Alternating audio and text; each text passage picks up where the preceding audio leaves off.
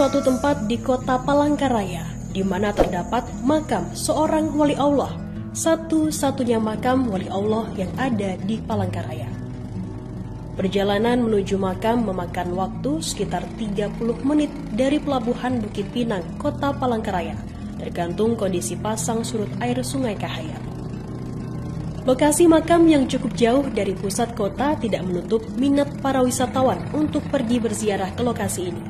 Terlebih dengan menyusuri sungai, mereka bisa menikmati pemandangan bantaran Sungai Kahayan dari atas kelotok. Lokasi makam ini terletak di pertigaan Sungai Kahayan dan perkampungan Tundai, tepatnya di Kelurahan Bereng, Bengkel, Kecamatan Pahandut, Kota Palangkaraya. Pemandangan rindangnya hutan Kalimantan dan aktivitas masyarakat bantaran akan menemani perjalanan menuju makam. Makam seorang wali Allah bernama Syekh Sayyid Muhammad Yasin bin M. Hussein Al-Idrus atau yang lebih dikenal dengan makam Datu Tundai. Ketika sampai di lokasi dari gerbang, kita akan melihat bangunan makam bersejarah berdiri kokoh, diselimuti nuansa hutan dan bantaran sungai. Kedatangan wisatawan akan disambut pula oleh gerombolan monyet dan burung-burung yang berterbangan, menandakan bahwa makam ini benar-benar terletak di tepian hutan Kalimantan yang asri. Selamat datang di makam Datu Tundai, ucap penjaga makam, sebuah makam bersejarah yang ada di kota Palangkaraya. Beliau ini adalah salah seorang ulama di kerajaan Sultan Adam pada waktu itu, yang mana beliau ini sebenarnya bukanlah orang Banjar, tapi dia seorang habaib yang pada waktu itu dikirim dari Jawa untuk mensiarkan agama di tanah Banjar pada waktu itu di kerajaan Sultan Adam. Jadi beliau bukanlah orang asli Banjar, tapi seorang habaib. Kalau untuk lebih jelasnya, tidak ada data satupun yang menerangkan tahun kapan beliau datang ke Kalimantan Tengah. Cuma yang diketahui bahwa beliau ini adalah utusan daripada kerajaan Sultan Adam pada tahun 1825 sampai 1857.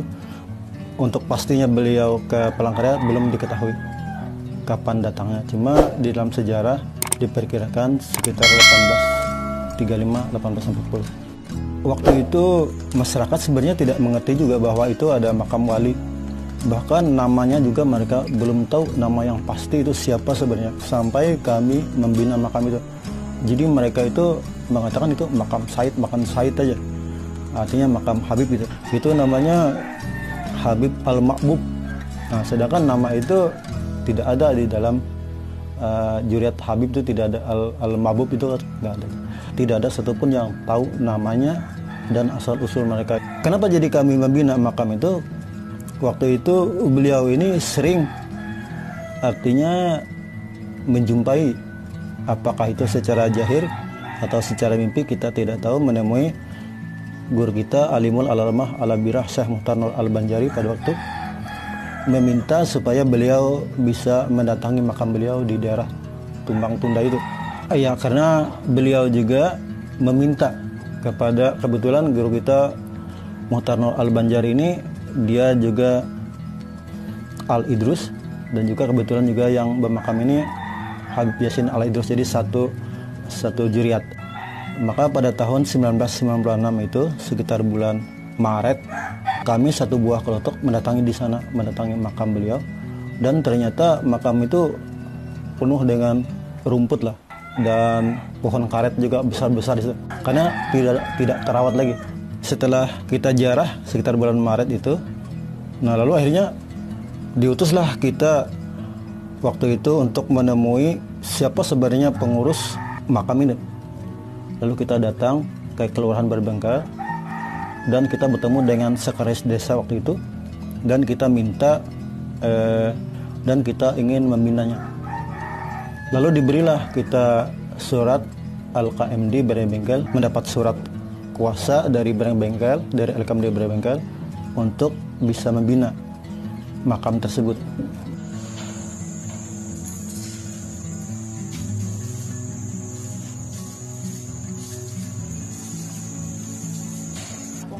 Jadi kalau ada yang mengaku sampai saat ini kita tidak pernah didatangi oleh keluarga ataupun ahli waris kalau ada itu keluarga ataupun ahli warisnya, kenapa tidak dari dulu ada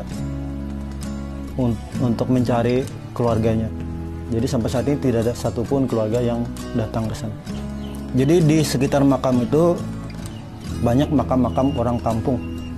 Jadi kalau tidak salah mungkin ada 20-an makam yang ada di sekitar situ. Setelah air dalam, lalu akhirnya nisan-nisan yang ada di situ ikut larut dan juga banyak lumpur dan kayu. Jadi akhirnya tidak diketahui. Kita bangun waktu itu, yang waktu pertama itu segi 4 aja. Nah, segi 4. Nah, setelah segi 4, kemudian kami bangun menggunakan tiang ulin.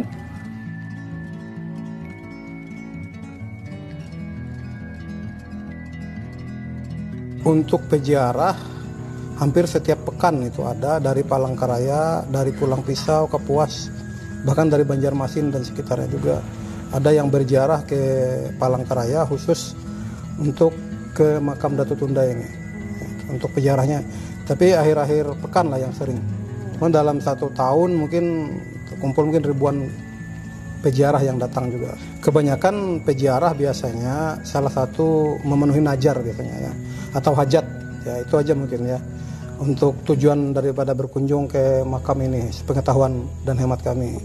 Ya, kemungkinan juga yang lain juga mungkin ada hal-hal dalam artian mereka berkunjung karena ini seorang habib ya, jadi mereka merasa layak untuk diziarahi. Karena kan kita nanti akan kembali ke dalam kubur masing-masing. Terus kita juga harus beribadah, jangan lalai sama salatnya.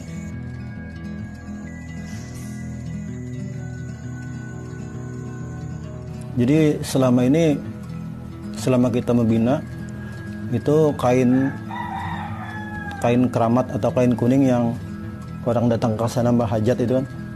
Jadi kita kumpulkan. Kalau kita secara hukum itu bukan tidak boleh, tapi ya dianggap mubazir lah. Malah kalau dipasang kain kuning di situ kan menjadi tidak bersih lah tempat itu. Padahal itu bukanlah satu simbol suatu hajat yang dikabulkan harus dibayar dengan kain kuning. Cuma mungkin kebiasaan, dan kebiasaan itu sebenarnya bukanlah sesuatu yang benar lah. Tidak harus kita ziarah ke makam wali itu membayar sesuatu hajat atau niat dengan kain kuning.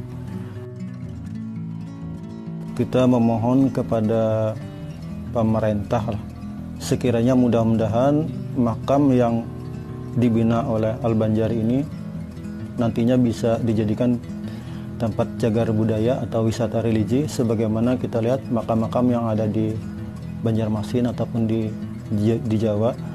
Jadi semua makam-makam di sana dijadikan sebagai cagar budaya. Sedangkan makam yang kita bina sekarang ini masih belum dijadikan sebagai cagar budaya.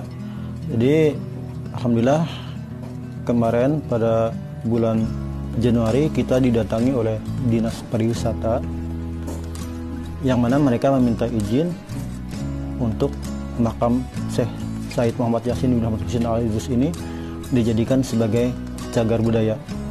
Jadi semua persyaratan dan perlengkapan sudah kita penuhi semua.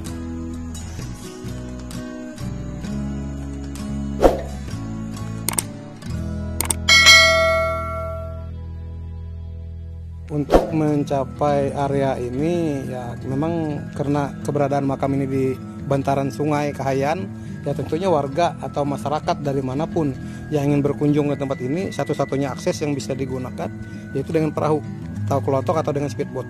Untuk tarif ya bervariasi ya, tidak ada tarif yang khusus dari Dinas Perhubungan atau dari ini untuk sepengetahuan kami sementara ini ya. Tetapi mungkin masing-masing armada yang mengangkut sesuai dengan jumlah yang peziarah yang mau ke sini. Dari Pelabuhan Rambang mungkin beda tersendiri, dari Tanjung Pinang juga beda lagi.